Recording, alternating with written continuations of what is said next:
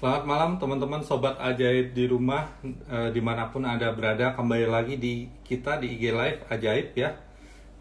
Dengan saya Yazid Muammar ya. Kalau malam hari tentu saja kita obrolannya beda ya. Bukan membahas tentang saham-saham potensial nih ya, tetapi akan kedatangan seorang pakar di bidang pasar modal, pakar investasi saham, yaitu Mas Rifan Kurniawan ya. Nah, kita mempunyai judul malam ini adalah Market Outlook tahun 2022 ya. IHSG What's Next nih ya. Bagaimana dengan proyeksi IHSG dan kira-kira sektor apa saja, saham apa aja yang bisa kita cermati di tahun 2022 ini. Oke, teman-teman sudah banyak bergabung ya. Saya ucapkan selamat datang di webinar ini ya. Semoga dapat menjadi semacam insight ya atau tambahan pengetahuan untuk teman-teman berinvestasi di pasar saham gitu ya.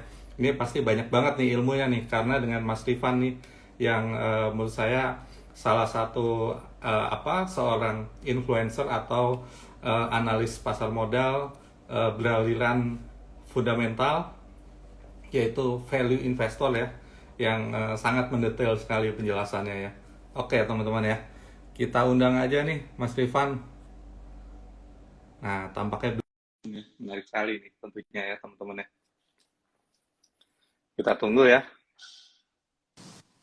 Nah, halo, selamat malam Mas Rifan. Halo, selamat malam Mas Yesi. Selamat malam Sobat Ajaib semuanya. Gimana, sehat Mas, kabar?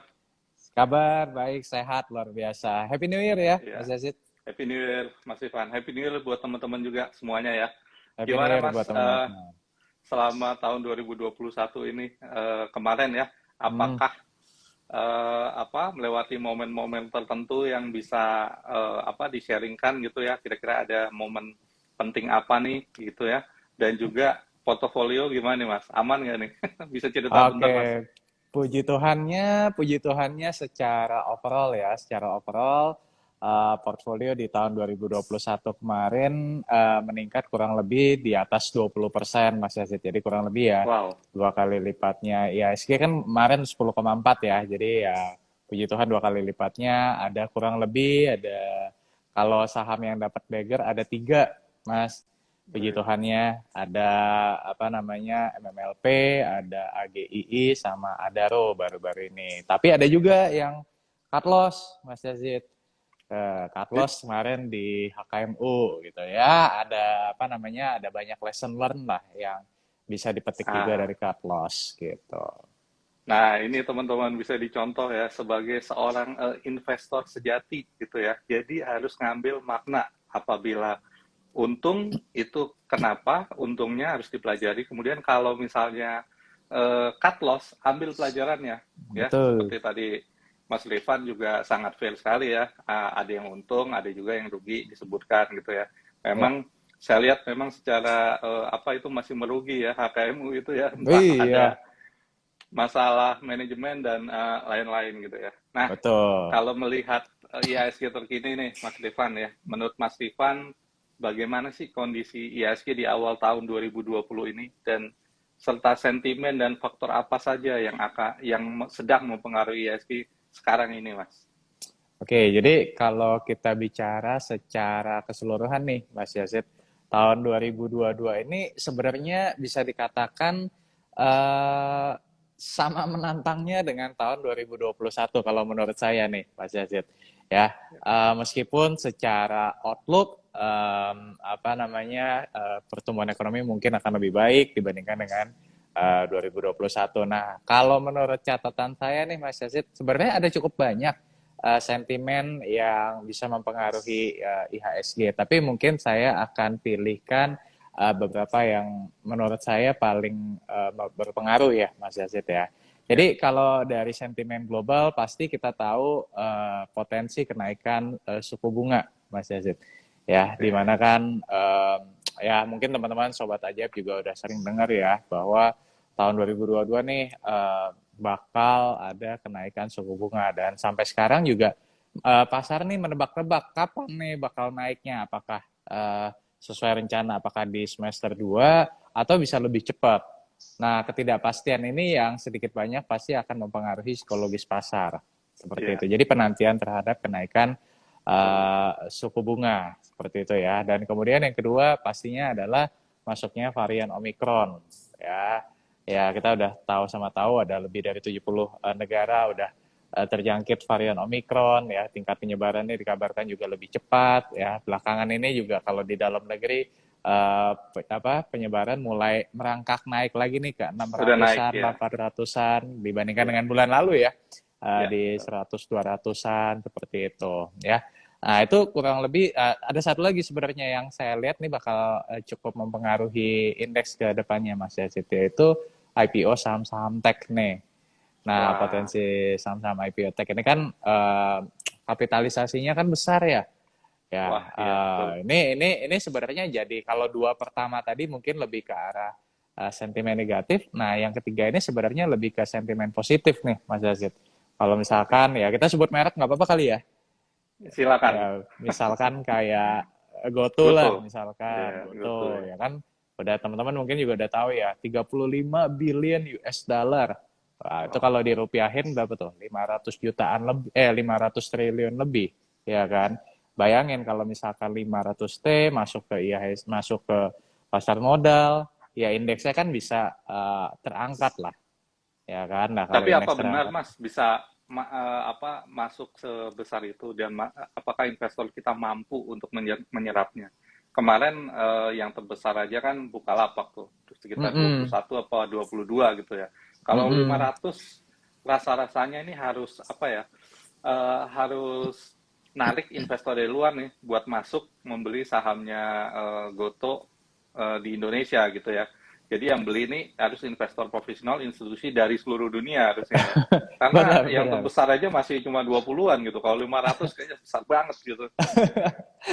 Iya, ya apa namanya? Tapi kan 500 itu kan market cap-nya ya kan nggak kita kita belum tahu tuh berapa yang Ya, akan dilempar ke secara publik kan persentase ya, ya. Ya, persentase kan. betul. Let's say deh misalkan kita ambil konservatif deh 10%. Ya 10%. 10% dari 500 T ya udah Sudah 50 T. 50. 50 T Iya, itu kan lumayan kan ya. Kalau lumayan. 50 rasanya investor domestik harusnya masih bisa sih. Nah, tapi poin Mas Yasid tadi benar bahwa yang diharapkan ini bukan hanya partisipasi dari domestik tapi juga partisipasi dari investor asing, investor institusi. Ya kan akibatnya kan akan lebih banyak nih uang yang masuk ke pasar modal kita, Mas Yasid. Ya, Gitu. Nah, itu sih yang apa namanya tiga yang kalau menurut saya yang paling dinanti-nanti lah. Meskipun di lain-lainnya ada juga nih, misalkan kayak US ya sekarang lagi tax rate mulai dinaikin, ya kemudian dari apa namanya infrastruktur anggaran infrastruktur 1,3 betul. billion US itu juga mempengaruhi. Tapi kalau saya rasa sih tiga itu sih yang paling mempengaruhi untuk saat ini. Ya, setuju Mas gitu ya. Dan memang tentang kenaikan suku bunga The Fed ya, karena tergencet inflasi mau nggak mau harus tight money policy. Kemudian yang kedua ya memang varian Omicron ini ya, dan yang ketiga tadi memang akan ada kejutan dari emiten teknologi gitu ya. Mm-mm. Mas melihat tren terkini nih yang cukup mempengaruhi ISG juga tentang naiknya angka positivity rate karena Omicron ini Mas di Indonesia. Nah ini kan menjadi katalis negatif ya bagi ISG. Sejauh mana sih ini akan mempengaruhi ISG Mas? Gini, kita kita kalau saya ngelihatnya gini Mas Yazid, kita perlu paham apa sih yang membuat orang menjual sahamnya. Biasanya kan karena greed atau fear, ya. Ketika dia greed dia akan beli, ketika dia fear dia akan jual. Nah, sebenarnya kalau menurut saya pertanyaannya kita balikin lagi nih ke kita masing-masing, ya. Apakah kita apa ya bisa dikatakan uh, fear-nya ini meningkat ketika ada varian Omicron. Yes, meningkat ya. Tapi kalau menurut saya kita udah banyak belajar selama hampir 2 tahun belakangan ini ya. Beda halnya dengan pertama kali ketika COVID-19 masuk ya ke Indonesia, kita nggak tahu musuh apa yang kita hadapi ya kan. Tapi kalau sekarang saya rasa kita udah belajar banyak dan menurut saya fear-nya itu tidak seperti ketika pertama kali COVID masuk, Mas Yazid. Ya, Nah, jadi kalau balik lagi ke pertanyaannya, sejauh mana saya yakin mungkin akan ada efeknya, tapi tidak signifikan.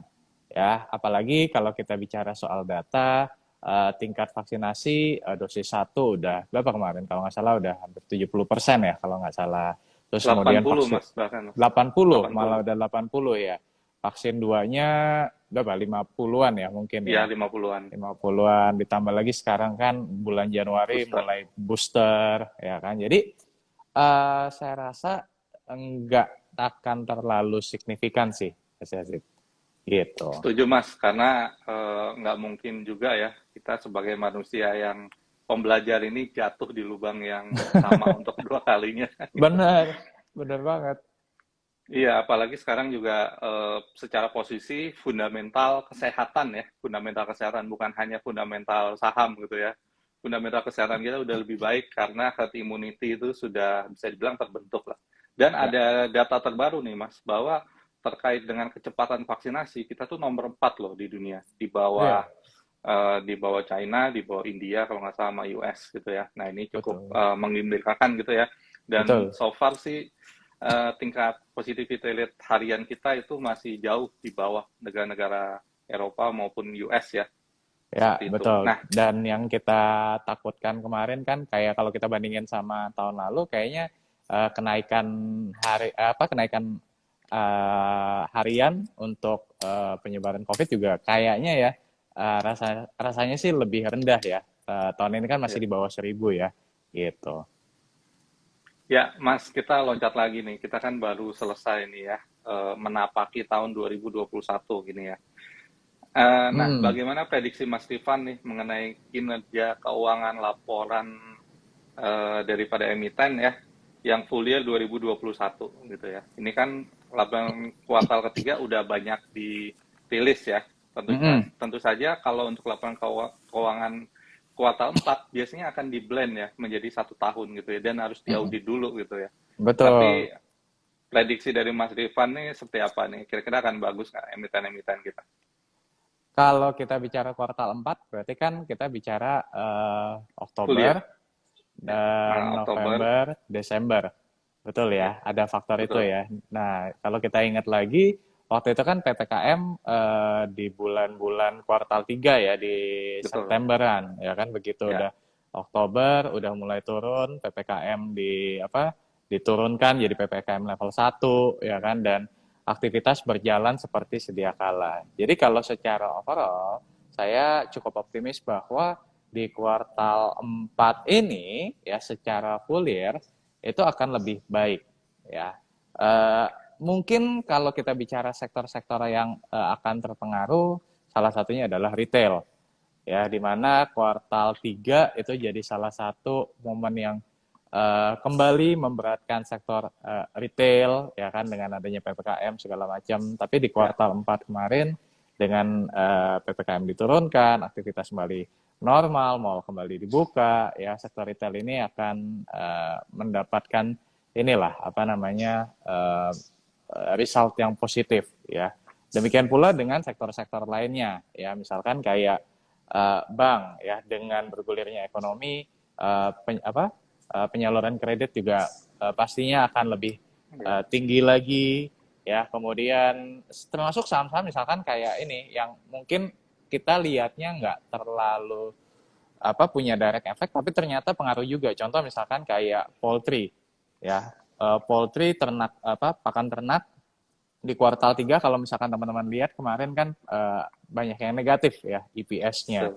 Ya, itu kan karena ya yang mengkonsumsi atau demand dari ayam broiler ini turun karena restoran Betul. tutup segala macam. Tapi dengan kembalinya dibuka itu ada efeknya juga nih ke poultry gitu. Jadi Iya. kayak efek multipliernya tuh banyak dengan dibukanya mall, dengan bergulirnya ekonomi. Ya, itu banyak sektor yang akan yang akan bangkit secara positif menurut saya. Ya, setuju sekali ya teman-teman ya. Oke, teman-teman sekalian, tadi yang disebutkan Mas Rifan ya, sektor retail, kemudian juga ada di dalamnya ada consumer ya. Nah, Mm-mm. ini kita bisa lihat di aplikasi Ajaib itu namanya sektor primer ya. Teman-teman bisa Mm. cari di menu cari yang saham, itu ada sektor-sektor saham primer. Kalau di apa Bursa Efek Indonesia sektor primer itu adalah non cyclical ya, gitu ya, Hmm, bisa betul. diperhatikan. Ya, kemarin memang cukup rendah sekali ya Mas ya secara full year 2021 bahkan kinerjanya ini paling rendah. Teman-teman bisa cermati saham-saham blue chipnya gitu ya. Oke, Mas, kira-kira sektor apa aja nih yang potensial di tahun 2022 ini? Dan kira-kira bisa disebutkan nggak sahamnya apa aja? Pengen minta bocoran aja. Oke, oke. Jadi kalau kita bicara gini, kalau saya ngelihatnya tahun 2022 ini akan ada sektor-sektor yang belum kebagian panggung di tahun 2021 dan punya peluang Oke. cukup bagus untuk outperform di 2022. Jadi kalau kita tahun 2021 kan ya kita sama-sama tahu ya, saham-saham yang manggung kan biasanya kemarin itu kan saham teknologi, ya, Ya, kemudian bank digital, ya, kemudian coal juga akhir-akhir tahun ya dapat panggung juga. Nah, tapi masih banyak nih, meskipun indeks sekarang udah di 6.600 6.700, tapi masih banyak sektor yang belum kedapatan panggung, Mas Azid. Nah, ya, contohnya apa? Misalkan kalau saya sebut salah satu contohnya adalah CPO misalkan. Ya, CPO sekarang udah berapa? Tadi saya cek kalau nggak salah udah 5.000 ringgit Malaysia per ya. metric ton. Ya, betul ya Mas Yazid Dan ya. Jadi udah hampir nyampe rekor kayaknya. udah sampai rekor, betul. Di Ya, tapi 5.100-an tuh kalau nggak salah. oh ya udah naik Eh, lagi ya 5.100 saya. Tapi ya iya, teman-teman bisa lihat bahwa harga sahamnya mungkin belum kebagian panggung seperti layaknya batu bara. Jadi CPO jadi salah satu sektor yang bisa diperhatikan. Ya, contoh lain apa? Misalkan tadi udah sempat disebut juga tuh Mas, poultry, Mas, ya. Mas, sahamnya Mas, bocoran Oh, Mas. sahamnya. Kalau saham-saham yang CPO itu saya suka model kayak LSIP, ya, Nah, model apa LSIP tuh apa namanya, under value kinerjanya kayaknya ya. bagus, under value, ya Iya, kan. iya. TBLA juga saya suka, ya, karena Oke. TBLA ini kan dia mix ya, Mas Yazid ya, bukan cuma CPO-nya, tapi dia Ya, juga punya gitu. gula, ya, Iya, ya kan. Nah, jadi dia iya, juga punya apa untuk B30 dia juga kontribusinya kurang lebih 26% dari oke. pendapatan. Jadi kalau Heeh. implementasi B30 digenjot lagi tahun ini TBLA bisa dapat dapat dapat dapat ininya lah, dapat kuehnya lah Oke, seperti itu. menarik. Ya, Ya, jadi itu beberapa pilihan sahamnya. Ya, kemudian contoh lain, misalkan yang belum kedapatan panggung, misalkan kayak pulp and paper, ya, oke. iya. Ini Kemarin mungkin ini komoditas ya Mas ya? Masuknya komoditas nggak sih? masuknya masih masuk komoditas. Nah, ini yang menariknya nih, Heeh, ya kan? heeh, Komoditas naik, tapi ada yang udah kedapatan panggung, ada heeh. yang belum, Ini ya salah satu kan? komoditas yang belum kedapatan panggung berarti Mas ya? Menurut saya seperti itu, Oke, betul, menarik. ya, ya kan. Jadi kayak pulp and paper, ya, SPMA mungkin udah kedapatan panggung, tapi pesaingnya belum, INKP, Ya, ya. ya Dan kan. saudaranya. Dan saudaranya, betul, INKP dan Tekip saudaraan belum Heeh. kedapatan panggung. Ya, jadi Mas, itu juga bedanya apa sih Mas? INKP dengan Tekim itu spesifiknya? Kan satu leb- perusahaan nih, lebih ke satu. ini. Heeh, Iya, lebih lebih ke ini aja sih, lebih ke struktural aja sih, Mas Yazid. Ya, tapi heeh. kan yang biasanya lebih familiar, lebih orang lebih liquid ya. Itu kan lebih Heeh. ke INKP-nya, lebih ke Oh, INKP-nya seperti itu. Ya, apalagi ya, contoh misalkan kayak properti. Nah, ini ya mungkin yang di oke. luar, kita bicara yang di luar ini deh ya, yang di luar komoditas ya. Tadi kan udah ada Tadi udah ada CPO, kemudian pulp and paper, poultry, ya kan. Nah, kalau yang non komoditas misalkan kayak properti, ya Ya. kan. Nah, properti ini memang salah satu sektor yang bikin penasaran sih. Soalnya kayaknya tidurnya tuh panjang banget, ya kan. Udah kayak udah bertahun-tahun gitu nggak belum kedapatan panggung gitu. Nah, Ini dengan kita potensial sekarang berarti ya di tahun menurut menurut 2022 saya ini. potensial karena pertama kita masih ada di era suku bunga rendah. Ya, kita harus Ya, syukuri itu, kita ada di era suku bunga rendah, tinggal apakah daya belinya bisa nyusul atau enggak nih. Saya oke. yakin banyak orang yang sekarang ini sebenarnya udah pengen banget beli rumah. Ya, cuma mereka masih nahan. Kenapa? Ya mereka kan ngelihat dulu dong, ini COVID kira-kira masih lama nggak ya? Kalau misalkan masih lama kan saya harus pegang cash dong. Tapi kalau misalkan udah mulai mereda, udah mulai ada titik terang, udah mulai vaksinasi udah tinggi, mereka akan lebih certain, mereka akan lebih yakin ya untuk mulai membeli rumah, beli apartemen, ya termasuk kan juga lahan industri tuh, Mas Yasid. Ya, Ya kan? Nah, itu kan 2020, 2021 juga belum kedapatan panggung. Nah, saya cukup setuju Mas. yakin 2022 ini bisa kedapatan panggung karena mungkin investor akan lebih yakin untuk invest di Indonesia lewat lahan industri tadi. Seperti itu. Iya, sangat setuju sekali ya, karena kita kan ada SWF juga, Sovereign Wealth Fund. Kemudian yang Hmm, menarik dari properti ini ya, kita tahu bahwa ada backlog ya, ada backlog artinya kebutuhan properti itu sebetulnya cenderung tinggi gitu ya. ya, Tetapi developer itu belum mampu memenuhi seperti itu ya. Mungkin pengen rumah sendiri, pengen beli rumah sementara tinggal sama orang tuanya gitu ya. Tapi mungkin duitnya juga belum cukup, tapi sebenarnya kebutuhannya itu tinggi sebetulnya ya betul. kalau dilihat Hmm, dari jumlah penduduk gitu ya. Nah, ya, ada unsur buat investasi juga nih sebenarnya di properti itu ya. Kan siapa sih yang nggak pengen beli tanah gitu ya, kemudian suatu betul. saat jadi investasi, kemudian dibangun kan harga tanah biasanya naik terus tuh ya, tidak ada sangkosnya seperti itu ya. Nah, Betul. oke, setuju sih Mas, gitu ya. Nah, kalau boleh tahu lagi Mas, di tahun 2022 ini diprediksikan IHSG akan mencapai level tertinggi baru ya, atau all time high seperti itu ya. Eh, Menurut Mas Rifan seperti apa nih? Karena IHSG ini kan cenderung fluktuasi. Begitu naik ke level 6.700, kemudian turun lagi. Mungkin nggak sih ke level 7.000 dan kira-kira menurut prediksi Mas Rifan berapa nih kira-kira di akhir tahun? Karena ini kan baru awal ya Mas ya, nggak mungkin terlalu ngebut banget gitu Ya, ya. betul. Kita pengen lihat nih, kayak kita apa ramalan perjalanan ISG-nya seperti apa? Oke, ini mungkin lebih ke arah proyeksi berdasarkan kondisi saat ini ya, Mas Yasid ya. Jadi Ya, gini, kalau kita lihat akhir 2021 dan akhir 2020 kemarin ada kemiripan ya, di mana kalau kita bicara tahun 2020 dulu deh, waktu 2020 kalau teman-teman ingat ya, waktu itu 3 bulan menjelang akhir tahun, berarti mulai dari Oktober, November, Desember, ya ISG juga naik, ya kan? Sempat ada euforia waktu itu. Nah, karena euforia indeks sempat jeblok di awal tahun, kurang lebih di bulan Februari, ya kan? ya, Nah, hal yang sama juga terjadi di akhir tahun 2021 kemarin, di mana pada bulan Oktober terutama indeks dari 6.000 naik ke 6.600-an ya kan, ya, dalam waktu 1 bulan ya. betul. Kemudian November Desember yang nggak terlalu banyak bergerak ya. Ya, Tapi yang poin saya adalah uh, ada kemiripan pola ya dari 2020 sama 2021. Nah, artinya apa?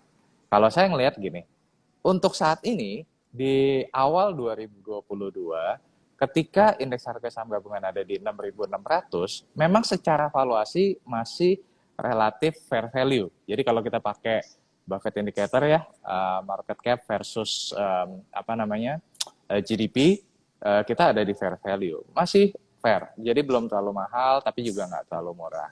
Ya, oke. akan tetapi karena kita sudah naik cukup banyak di bulan Oktober, November, Desember kemarin, kalau saya ngelihatnya di kuartal 1 ini mungkin akan ada koreksi ISG. Why? Ya, penyebabnya apa? Tadi di awal diskusi kita udah sebut ya. Pertama ya varian Omicron ya. Tapi yang faktor kedua ini adalah uncertainty terhadap kapan kenaikan suku bunga. Nah, yang saya pengen emphasize lagi adalah market itu biasanya bergerak atau bergejolak karena adanya ketidakpastian. Ya, jadi gini, bukan ketika the Fed benar-benar naikin suku bunga market akan Ya, bergejolaknya, tapi sebelumnya. Nah, nanti ketika the Fed mulai naikin suku bunga, bisa malah kita jadi naik. malah kita naik. Betul. Nah, itu poinnya. Jadi kuartal 1 kalau menurut saya mungkin akan ada koreksi, ya kan? Kuartal 2 mungkin akan tertahan karena tadi ada IPO saham-saham tech, ya kan? Jadi ada Ya. penopangnya. Tapi kita akan menikmati momentum bullish lagi, yaitu mungkin di semester 2. Ya, kita nggak tahu nih nanti ada katalis-katalis apa lagi lainnya. Tapi kalau saya ngelihatnya polanya akan seperti itu.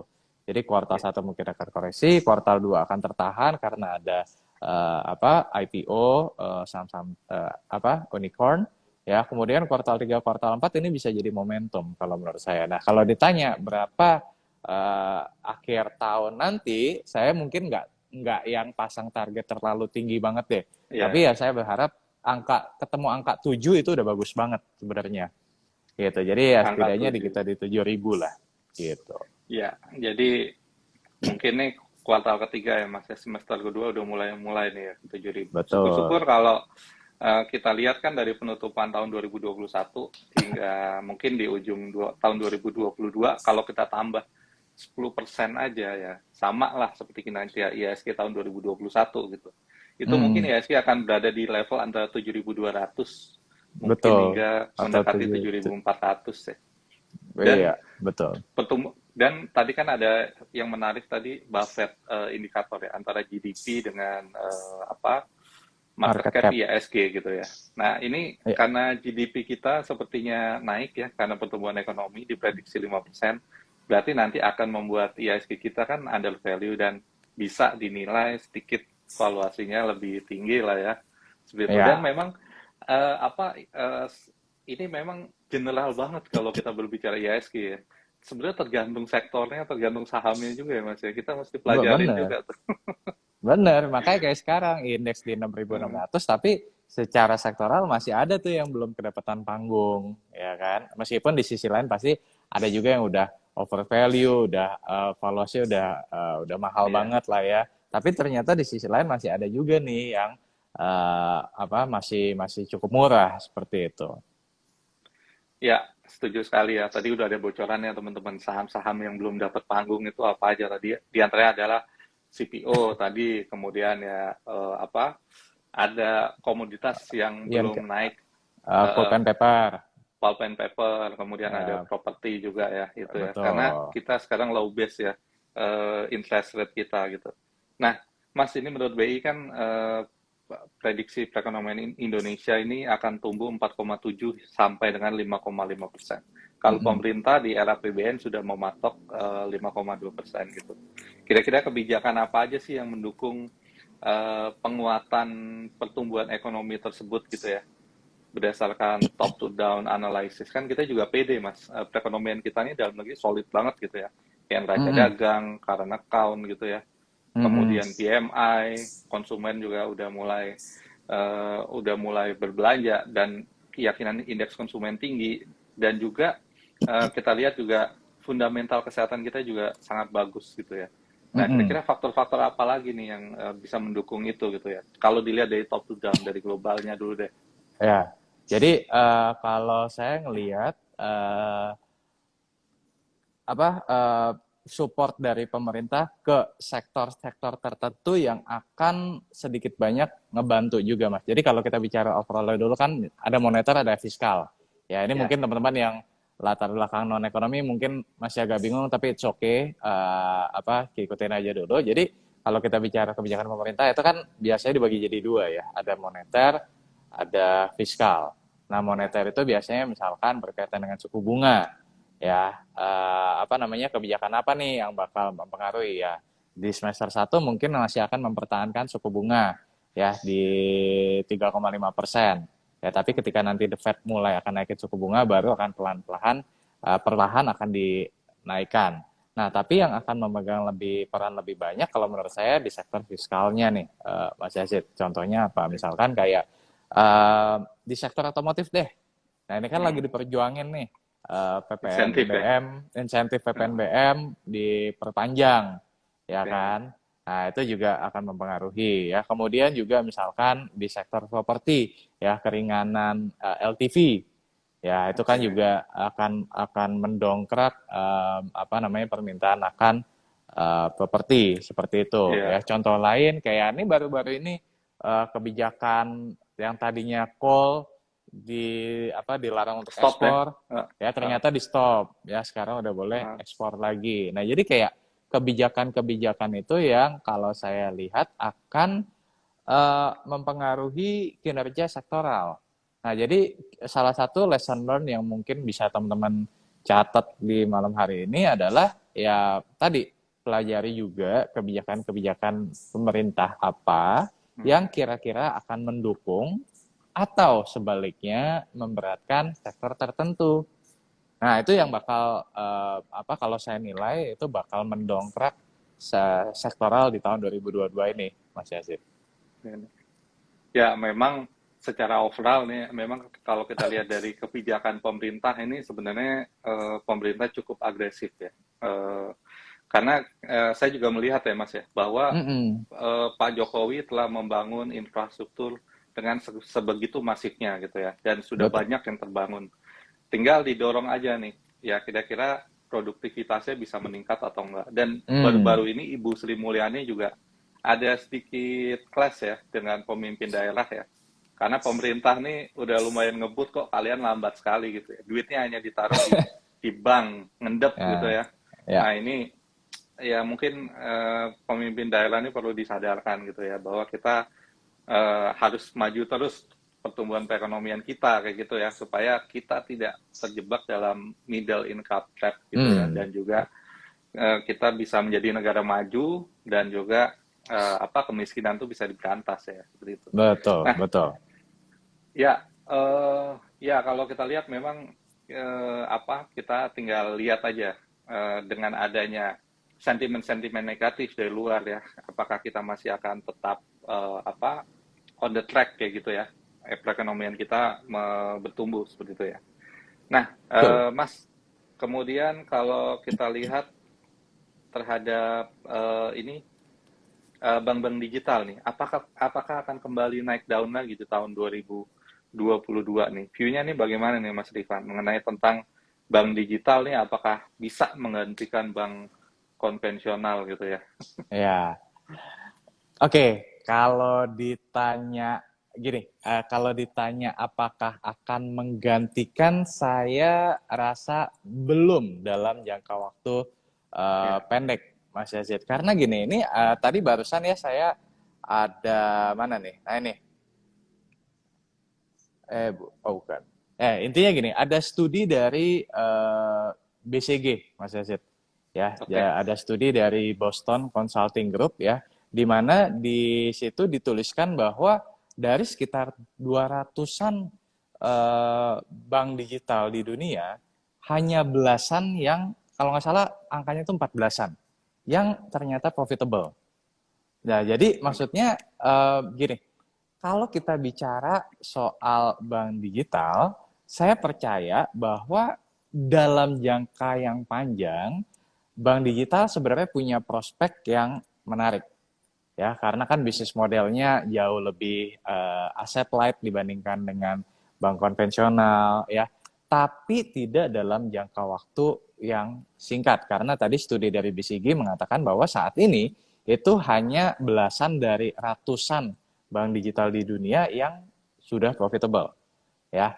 Nah, jadi pertanyaannya kita balik ke diri kita sendiri nih, ya, apakah kita bersedia untuk membayarkan harga yang kita belum tahu, sama-sama belum tahu apakah bank digital ini akan menghasilkan uang atau tidak ke depannya. Kapan untungnya gitu ya? Kapan untungnya, karena ujung-ujungnya kan perhitungannya seperti duit. Present value ya Mas ya, di present value ya. Jadi ibaratnya ini akan untung 10 tahun yang akan datang, di present value sekarang rugi juga nggak apa-apa gitu ya. Cuma kan kebanyakan investor kita tuh tipenya jangka pendek, bukan jangka panjang, dan bukan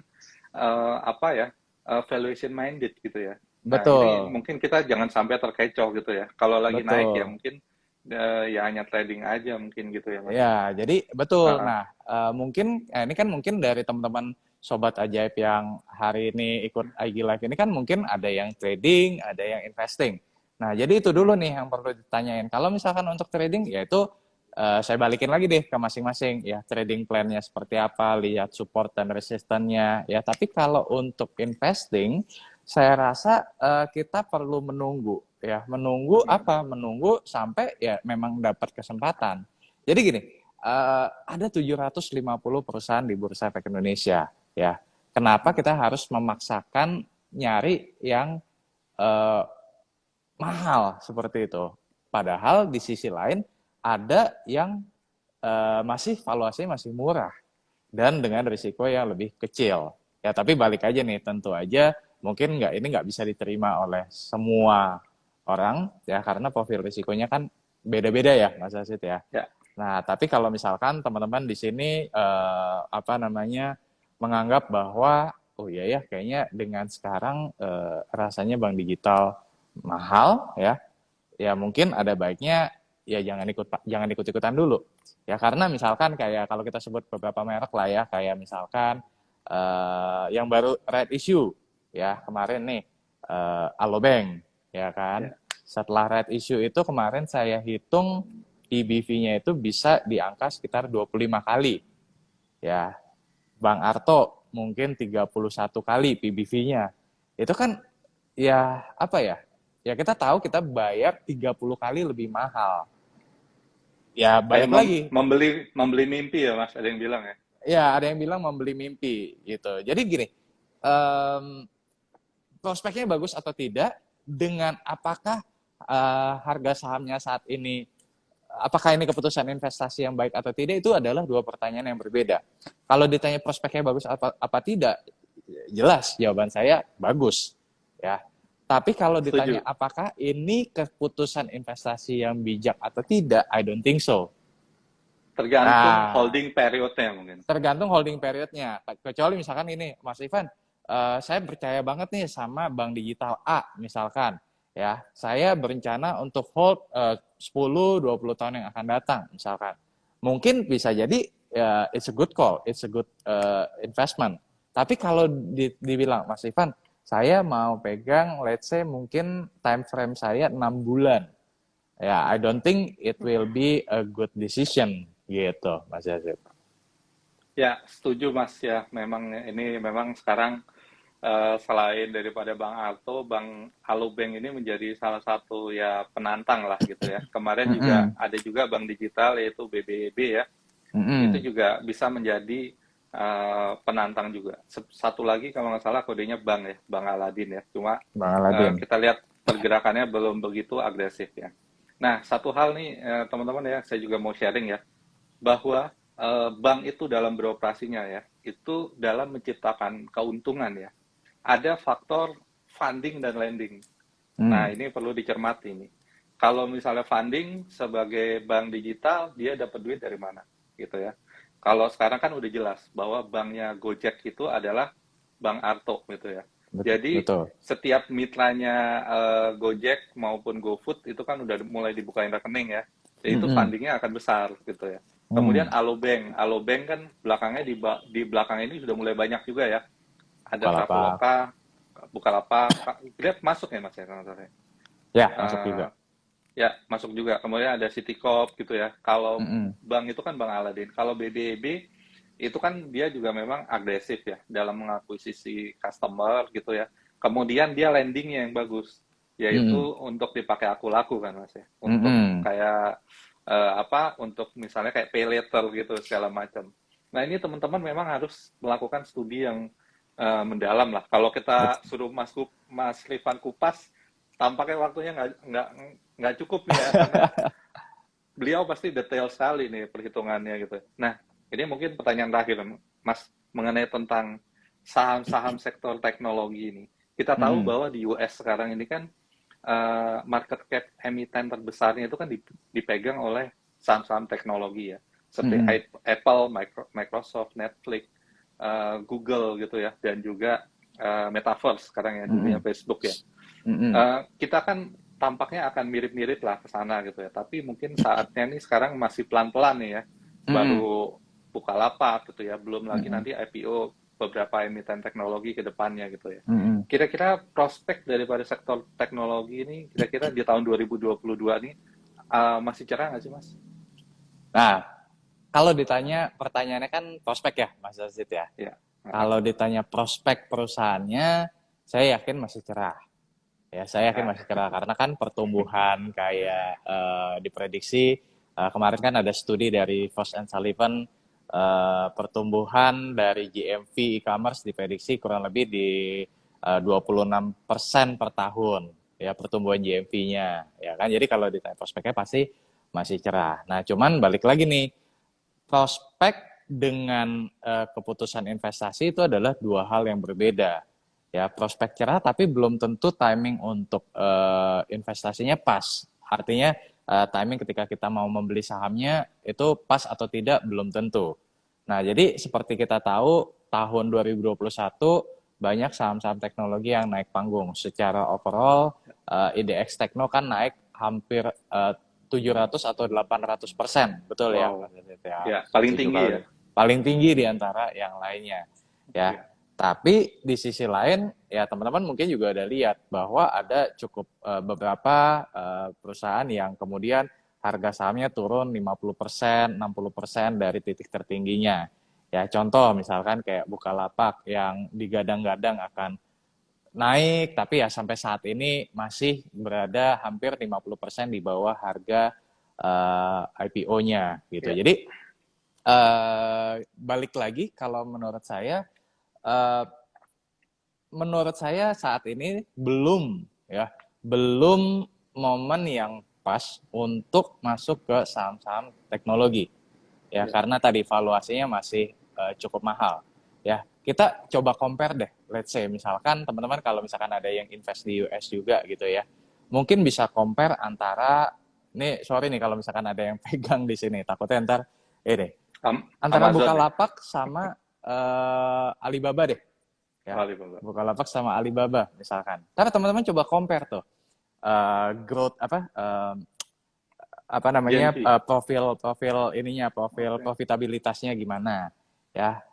Alibaba perusahaan profitable ya, meskipun belakangan ada ini ya tertekan karena antitrust investigation ya, Ya. apa namanya, sehingga labanya sedikit turun. Tapi kalau kita lihat secara beberapa tahun terakhir perusahaan Alibaba ya kita tahu labanya naik sangat signifikan ya. Kemudian juga dari segi valuasinya ya, teman-teman nanti coba compare ya antara Bukalapak dengan Alibaba. Ya ini contohnya aja ya teman-teman ya. Bisa juga compare dengan yang lain. Jadi maksud saya kalau saya pribadi nih Mas Yazid, saat ini kalau ditanya apakah berinvestasi di saham tech, yes, saya berinvestasi, tapi belum yang di Indo saat ini Mas Yazid. Jadi masih yang di luar. Jadi kalau di Indo saya lebih banyak ya tadi saham-saham yang non-tech sebenarnya, karena saya pengen banget sih untuk invest di saham tech di Indonesia, tapi menurut saya ini belum saat yang tepat. Mungkin nanti mungkin tahun ini, mungkin tahun depan, mungkin 2 tahun lagi ya, momen ketika valuasinya sudah jauh lebih reasonable, mungkin di situ momen saya akan masuk ke saham tech. Keinginan pasti ada, tapi menurut saya ini belum momentumnya. Ya, Gitu. karena sebetulnya itu perusahaan yang bagus ya, belum tentu harga sahamnya juga naik dan menguntungkan gitu ya. Jadi tergantung daripada persepsi daripada investor ya. Mungkin saat ini mungkin is not the time for misalnya Bukalapak gitu ya. Tapi kalau teman-teman mau ambil juga nggak apa-apa, dicicil ya dalam jumlah yang kecil aja. Karena saya lihat juga harganya sudah di level-level support ya.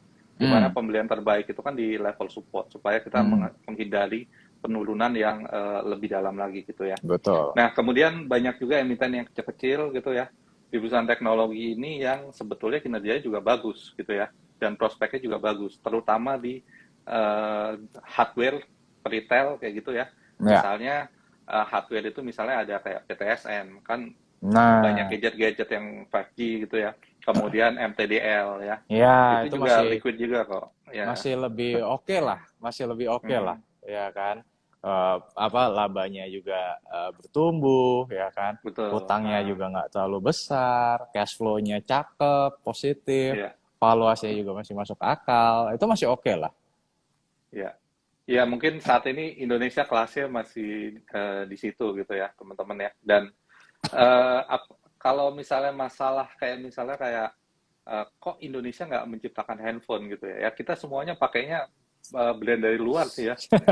Samsung, Apple gitu ya. Jadi agak Apple. susah. Sekedar misalnya kayak retailnya kayak gitu ya. Kemudian pembuatnya itu ya, seperti PTSN gitu. Itu bisa kita cermati gitu ya. Oke teman-teman, kita lanjut ke sesi pertanyaan nih ya, Mas Rifan ya. Ya, Karena boleh. banyak sekali teman-teman yang nanya di kolom question box ini ya. Mm-mm. Let's Oke, go. ya ada Damar Hidayat nih, langsung aja dia nanya Antam dan Inco gitu ya. Dan kenapa turun nih? Bisa dijelasin nih, Mas Rifan. Oke, coba kita lihat ya. Ini coba saya buka laporan keuangannya dulu. Ya, kalau Antam, ya kita bicara Antam dulu. Ya, sekarang PI-nya kurang lebih di 23 sampai 24 kali ya. Eh ya wajar kalau misalkan turun ya karena secara valuasinya juga ya saya bisa sebut mahal ya, price to book value-nya 2,7 kali mahal ya, dengan return on equity yang mungkin hanya di kisaran 11%. Jadi kalau misalkan kita membayar perusahaan dengan return on equity 11% di 2,7 kali book value-nya, ya rasanya kita membayar 2,5 kali lipat lebih mahal daripada yang seharusnya gitu ya. Kalau Ya, kalau kita bicara soal apa labanya ya memang naik ya, karena kan kita tahu juga komoditasnya juga naik ya, emas kemudian juga nikel itu kan naik ya, ya, tapi ya. tidak tidak dibarengi dengan valuasi yang reasonable. Nah itu salah satu alasannya sih kalau menurut saya ya. Hal yang sama juga terjadi di Inco ya, penjelasannya sih kurang lebih sama Mas Yazid. Ya. Ya, memang saya agak sedikit menambahkan ya Mas ya, terkait Mm-mm. dengan sentimen ini. Di Antam memang ada sentimen, karena Antam ini bagian dari IBH ya, Indonesia Battery Holding, di Berarti mana holding. pemerintah itu akan mengakuisisi salah satu electric vehicle dari Jerman, kalau nggak salah namanya Street Mm-mm. Scooter gitu ya. Dan Mm-mm. itu gagal Mas, karena Mm. banyak polemik di dalam negeri, akhirnya diambil Mm-mm. oleh kalau nggak salah perusahaan dari Eropa gitu ya. Nah, itu Mm-mm. yang membuat kecewa ya. Kalau kita lihat memang harga sahamnya lagi turun downtrend ya. Ya Mm-mm. mungkin teman-teman jangan sentuh dulu gitu ya. Adapun kalau misalnya dari Ajaib memang menurut kami itu level yang cukup rendah ya. Sehingga kami ada stock pick ya. Tapi kami juga memberikan stop loss-nya juga. Itu juga bisa Mm. diperhatikan. Kalau trading kita harus berani stop loss gitu ya. Ya. Karena kalau enggak ya ada potensi penurunan lebih dalam gitu ya. Mm-mm. Oke, lanjut nih Mas, pertanyaan dari teman-teman kita gitu ya. Antam tadi udah ya, teman-teman dibahas ya. Banyak banget yang nanya Antam. Mm-mm. Saya tadi liatin Kemudian, banyak banget yang penasaran sama Antam. Kenapa ini? ya, kemudian ini dari Saninan 230 punya pertanyaan, BRIS turun terus sampai rugi 1 juta, dijual nggak ya gitu ya. Nah ini ada apa nih Mas ya dengan BRIS nih ya? Pertanyaannya 1 juta dari modal Bapak dulu nih. Kalau misalkan 1 juta dari modal 10 juta kan berarti 10%. Kalau Ya, 1 juta dari 100 juta berarti baru 1%. Jadi ya, tergantung ya, kalau misalkan 1 juta dari 10 juta 10% ya tadi kalau tujuannya trading ya jelas harus cut loss dulu ya Mas Azid ya, karena kalau enggak kayaknya takut kayaknya 20 juta nih Mas ya, rugi 5%. 5% ya, 5% ya mungkin ya better ya cut loss dulu gitu. Ya gini, Atas dulu. BRIS balik lagi. Kenapa BRIS turun? Ya, ya salah satu yang menjelaskan ya balik lagi adalah valuasinya, Fundamental. ya fundamentalnya betul ya. Dimana kalau kita bicara soal nih PBV-nya, berarti kurang lebih sekarang di 3 kali book value-nya ya. Oke. Ya berarti ya kita mesti bayar 3 kali lipat daripada ekuitas per lembar sahamnya, hanya dengan ketika perusahaan menghasilkan return on equity 12,5%. Ya balik lagi terlalu mahal gitu. Nah pertanyaannya kenapa nggak induknya aja gitu? Ya induknya Bank tadi Mandiri. Bukan, Nah, Bank BRI, BBRI. induknya BRIS ya, Bank Iya. Mandiri, Mas Bank Rifan. Mandiri. Ya, Ya, Bank Mandiri. Ya, kenapa nggak induknya Bank Mandiri, ya kan? lebih murah. Lebih murah, lebih apa maksudnya lebih eh, apa ya kinerja fundamentalnya lebih baik, lebih mumpuni, NPL-nya lebih rendah segala macem gitu kan. Oke. Kenapa kenapa harus dipaksakan gitu maksud saya. Nah, Iya. ini by the way ngomong-ngomong ini ya kita kan tahu ya BRIS juga salah satu perusahaan yang naik panggung ya Baru ya. Iya. tahun Eh, ya tahun kan. lalu Nah, gitu ya. tahun lalu ya kan ketika terjadi merger ya kan. Nah, saya lihat ya itu tadi sekarang ini nih momen-momen di Januari 2022 ini lagi terjadi yang namanya apa ya bahasa itu normalisasi lah. Jadi Iya. saham-saham yang mungkin hype ya di tahun 2021 Oke. sekarang mulai turun ya kan. Nah, saham-saham yang tadinya belum kedapatan panggung tapi kinerja fundamentalnya bagus, pelan-pelan mulai dapat panggung gitu. Jadi kayak jangan heran kalau misalkan kok tahun lalu saya dapat cuan nih dari saham ini. Loh, kenapa sekarang saya harus cut loss gitu loh maksudnya. Ya, jadi nggak bisa dijadikan patokan gitu Nggak ya. bisa dijadiin Jadi patokan. saham nggak selamanya naik ya. Apalagi Betul. kalau kalau kita lihat pasti ada istirahatnya dan juga reasonnya ini apa gitu ya. Kalau saya lihat bahwa BRIS ini kan perusahaan baru ya, hasil merger daripada BNI Syariah, Mandiri Syariah dan juga BRI Syariah. Jadi di sana pasti ada apa ya, semacam penyatuan budaya dulu gitu ya, Hmm. dan Hmm. strategi-strategi yang baru segala macam gitu ya, dan itu pasti takes time gitu ya. Pasti. Mungkin nantinya akan bagus ya, karena ini salah satu Pasti. bank syariah terbesar Terbesar. gitu. Iya. Betul. Oh, prospeknya sih luar biasa. Cuman balik lagi, momennya yang mungkin yang belum pas. Itu. Momen itu penting loh dalam investasi. Betul. Ya. Jadi nggak bisa disamakan dengan tahun lalu itu seperti apa, kok Hmm. saya tahun ini seperti apa, kayak gitu ya, memegang saham ini. Mm-mm. Ya, tadi ada pertanyaan menarik nih ya, teman-teman ya, dari kalau nggak salah dari Mas siapa nih ya? Ini nih, Mas Rifa kan dikenal sebagai apa ya, value investornya Indonesia gitu. Ada yang nanya, kok Rifan, BNTR termasuk saham value investing atau value trap nih? Bisa dijelaskan nih, maksudnya. Gini, oke, BMTR ya kalau kita bicara soal bisnis modelnya, ini sebenarnya perusahaan menarik ya. Apa namanya valuasinya juga masih murah. Cuma saya nggak terlalu prefer untuk masuk ke perusahaan ini ya. Ya ada faktor X lah yang mungkin saya nggak bisa sebutin di sini ya. Kalau dibilang value trap sebenarnya enggak juga, karena kalau value trap itu kan maksudnya saham yang seolah-olah valuasinya murah tapi ternyata saham murahan. Ini bukan saham murahan, bukan. Ini tetap perusahaan bagus, cuman karena satu dan lain hal saya tidak prefer untuk masuk ke apa namanya ke BMTR, teman-teman.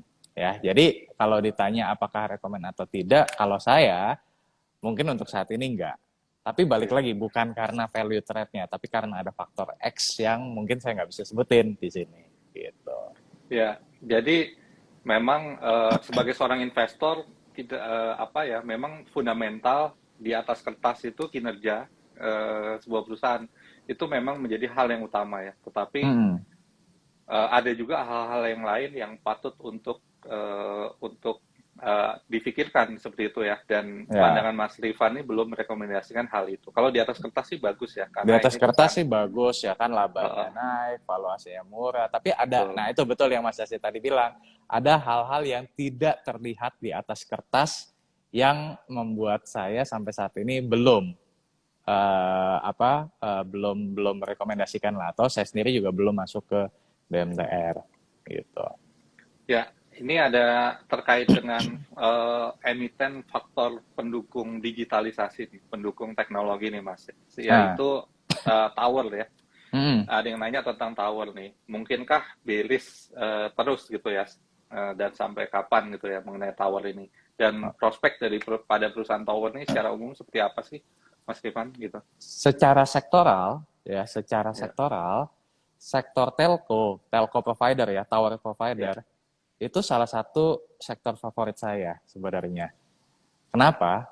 Karena ini sektor yang menurut saya tingkat persaingannya itu relatif rendah ya. Jadi perusahaan-perusahaan yang melantai TWR, TBIG, dan yang barusan IPO, MTEL, itu menurut saya punya economic moat yang tinggi ya. Karena pemain-pemain besarnya sebenarnya itu-itu aja, ya kan? oke, Nah, di sisi lain teman-teman perlu tahu juga bahwa sektor tower provider di Indonesia itu salah satu yang cuannya paling gede, betul, ya. betul. Salah satu yang cuannya ROI-nya paling tuh gede banget, Mas. cakep banget itu, Cakep, cakep. cakep banget. Setuju. Ya, ROI-nya gede, gross profit margin-nya gede. Ya, kenapa? Karena capex di sini itu masih relatif rendah dibandingkan dengan negara-negara lain. Ya, kemarin kalau misalkan ada yang buka public expose-nya TWR, ada yang buka public expose-nya MTEL, mungkin tahu ya. Wah, kalau Ya, dibandingin dengan US, dibandingin dengan Eropa, ya, capex kita itu paling rendah. Ya, salah satu yang paling rendah. Tapi dibarengi dengan leasing rate yang tinggi. Nah, itu yang ya, membuat ROI-nya bisa gede ya, profit margin-nya juga gede. Jadi secara sektoral ini salah satu yang favorit saya. Nah, bicara soal TWR ya, ini sebenarnya kalau saya masih rekomen lah, masih rekomen ya, asal tadi punya time frame yang cukup panjang ya. ya. Saya pribadi pernah di 2019 masuk ke saham ini, belum sampai beggar sih, tapi lumayan lah, dapat 50%-an waktu itu Ya. capital gain-nya gitu. Jadi kayak do not worry ya, periode bearish ini hanya akan sementara karena 2022 tower provider menurut saya jadi salah satu yang perlu dicermati juga gitu. TWR salah satunya, MTEL juga bisa dicermati. Nah, ini kebetulan dua yang paling besar di Indonesia. Betul. Betul ya Mas Yazid Pemimpin ya? pasar ya. Betul, betul. Pemimpin pasar. TWR MTEL kemarin baru 25%. MTEL 25%. Tapi kalau soal jumlah towernya kan kalau nggak salah sama-sama 28.000 tower ya Mas Yazid ya. Iya, betul. TWR baru akuisisi SUPR kemarin ya. Ya. Si MTEL baru akuisisi 4.000 menara Telkomsel pas IPO. Jadi sama-sama nih, sama-sama 28.000. Cuman yang membedakan adalah MTEL baru IPO jadi punya duit lebih banyak dibandingkan dengan Betul. TWR. Gitu. Tapi secara Iya. overall, secara industri ini masih menarik ke depannya. Masih prospeknya Iya. masih bagus banget. Jadi perusahaan tower ini memang land acquisition-nya rendah, kemudian leasing rate-nya tuh tinggi gitu ya. Jadi tetap Ya, menguntungkan gitu ya. betul. Mungkin sekarang ini harganya lagi rendah, teman-teman mungkin bisa koleksi sedikit demi sedikit ya. Karena tadi Mas Rifan juga menyarankan bahwa karena ini akan mempunyai prospek gitu ya. Oke, Ya. teman-teman, mungkin segitu aja ya pertanyaan dari teman-teman kita bahas. Sorry nih Mas Rifan ya, karena waktu juga yang memisahkan kita, nggak kerasa kita udah ngobrol selama 1 jam gitu ya. Banyak banget tadi yang bisa kita dapat bahwa ISG ini masih terus akan bullish ya, seiring dengan pertumbuhan perekonomian di tahun 2022 ini, dan potensinya di kuartal ketiga, mungkin awal semester kedua bisa aja mencapai ke level 7.000 gitu ya. Iya. Faktor-faktor yang harus diperhatikan memang diantaranya adalah COVID yang terdekat ini, kemudian ketidakpastian the Fed gitu ya, sama nanti IPO saham-saham teknologi, dan itu adalah efeknya positif gitu ya. Betul. Nanti teman-teman rangkumannya bisa lihat di Instagramnya Ajaib kayak gitu ya teman-teman ya. Semoga bisa menginspirasi teman-teman dan semakin menambah wawasan teman-teman dalam berinvestasi saham. Terima kasih Mas Rifan. Thank you, diskusinya sangat menarik sekali, banyak sekali ilmu yang kita bisa dapat dari Mas Rifan malam ini. Semoga kita bisa ngobrol-ngobrol lagi nih Mas di lain waktu ya. Oke, ya. Siap. Terima kasih teman-teman bagi yang sudah menyaksikan. Saya tutup IG Live malam ini. Terima kasih banyak. Semoga teman-teman diberkahi kesehatan dan profit dari investasi saham ini. Terima kasih banyak. Amin. Wassalamualaikum warahmatullahi wabarakatuh. Terima kasih Mas Ivan. Thank you. Selamat Selamat malam semuanya. malam.